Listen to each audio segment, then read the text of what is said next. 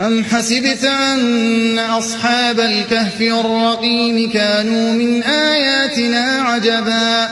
إذ أوى الفتية إلى الكهف فقالوا ربنا آتنا من لدنك رحمة وهيئ لنا من أمرنا رشدا فضربنا على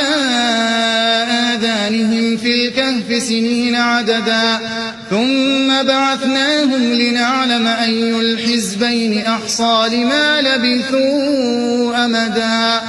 نحن نقص عليك نبأهم بالحق إنهم فتية آمنوا بربهم وزدناهم هدى وربطنا على قلوبهم إذ قاموا فقالوا ربنا رب السماوات والأرض لن ندعو من دونه